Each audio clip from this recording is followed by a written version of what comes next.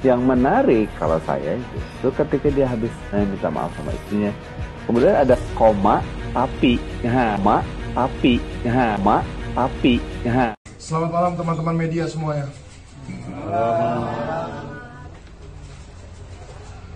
Pertama-tama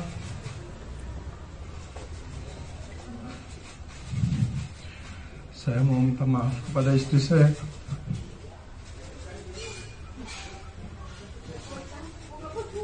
Maafkan saya. Saya minta maaf kepada keluarga saya. Saya meminta maaf kepada masyarakat semuanya yang sudah kecewa sama saya. Tapi sekaligus saya cukup untuk memberanikan diri saya di depan media semuanya mengakui kita harus bersyukur banget dengan apa yang kita punya. Apa yang kita punya, karena kita nggak ada yang tahu kapan itu akan diambil dari hidup kita kan. Di situ sih ujian yang cukup berat yang aku rasain saat itu. Tapi ya memang itu ya, Allah nggak mungkin memberikan ujian di luar kemampuan hambanya gitu kan. Halo Sobat Fakta 5D, ketemu lagi dengan 5D yang terus mengabarkan fakta viral seputar selebritas tanah air yang terus saja bikin berita. Dan dengan berita mereka tetap eksis di ranah media. Ada yang menarik dari permintaan maaf yang dilakukan oleh Amar Zoni terhadap Irish Bella, istrinya, dan juga keluarganya. Permintaan maaf itu dibaca oleh beberapa pakar ekspresi wajah. Ya, pakar ekspresi wajah ini bisa menganalisa perkataan seseorang. Bagaimanakah kondisi psikologis dari Amar Zoni saat menyatakan permintaan maaf terhadap istrinya itu? Yang menarik adalah setelah permintaan maaf itu ada kata tapi.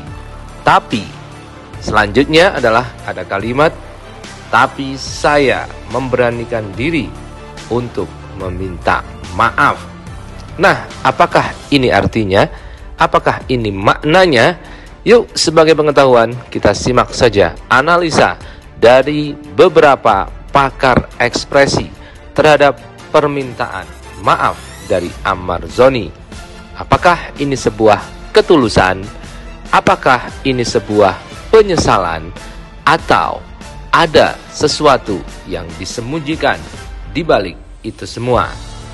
Kita simak saja di Kupas Tipis-Tipis 5D Channel kali ini. Jangan lupa like, subscribe, and komennya ditunggu. Dan selalu ada doa dalam setiap lentikan jarimu. maafkan saya. Saya minta maaf kepada keluarga saya. Yang menarik kalau saya itu ketika dia habis minta maaf sama istrinya, kemudian ada koma tapi, gitu kan. Jadi ada koma dan tapi. Di menit ke-259 di situ di rekaman itu, yang tadinya dari yang nangis, terus kemudian stage-nya dia berubah jadi berusaha untuk jadi lebih tegak gitu ya.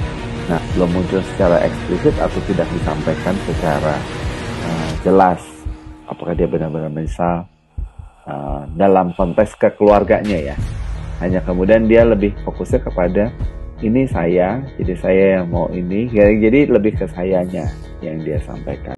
Ya intinya gini, kalau kita melihat manusia ya gitu ya, ketika ada persoalan, manusia itu secara emosional atau mental gitu, dia masuk dalam kondisi namanya disequilibrium, jadi ketidakseimbangan.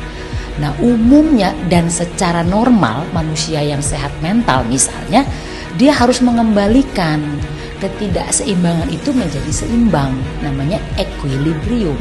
Dengan berbagai cara, ada yang staycation, healing kemana gitu ya. Nah salah satunya melalui ini, kalau memang itu dianggap bisa mengembalikan kenyamanannya.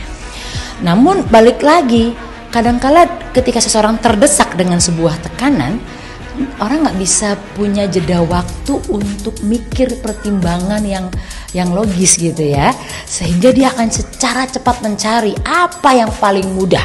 Tidak boleh putus asa.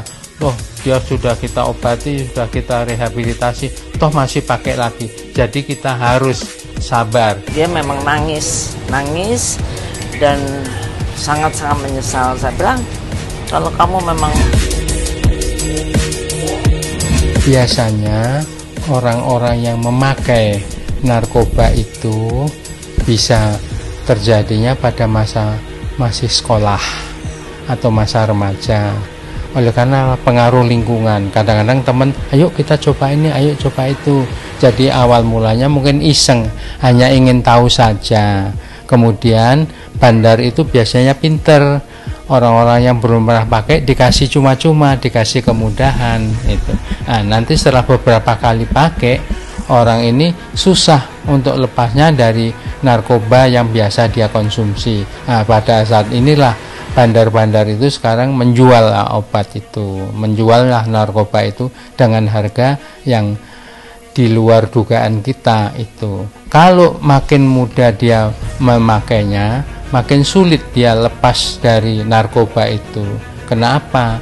Oleh karena di bagian otak kita yang namanya kimia otak atau istilahnya neurotransmitter itu ada zat-zat yang mirip dengan narkoba yang dikonsumsi oleh orang tersebut. Akibatnya, maka sel otak kita terbiasa dengan bahan atau narkoba yang dipakai oleh yang bersangkutan. Akibatnya apa? Jadi terjadi ikatan, makin lama makin kuat, makin lama makin mengikat, sehingga yang bersangkutan akan sulit untuk melepaskan diri dari narkoba yang dia pakai itu. Hasilnya ketiga tersangka positif metafentamin dan amfetamin pada kandungan narkotika jenis sabu. Ini merupakan pembelian yang ketiga kalinya dalam periode Januari hingga Maret 2023. Kasus terkait penyalahgunaan narkoba ini sudah menimpa tersangka MAA alias AZ yang kedua kalinya. Ya, itu masih kita lakukan pendalaman karena proses pemeriksaan masih berlangsung, ya, masih berlangsung. Proses penyidikan harus kita temukan persesuaian antara keterangan saksi yang satu dengan saksi yang lain. Ancamannya adalah minimal 4 tahun, maksimal 12 tahun penjara. Orang yang namanya kecanduan itu tetap akan kecanduan sampai kapanpun kalau tidak diobati, kalau tidak ditreatment, kalau tidak direhabilitasi, kalau tidak diobati, diperbaiki maksudnya. Saya belum tahu kasus yang pertama. Memang idealnya itu ada kasus yang pertama, terhadap kasus yang pertama itu ada penilaian dari pengujian dari tim asesmen terpadu. Apakah saat itu dilakukan atau tidak? Saya tidak tahu. Saya tidak tahu.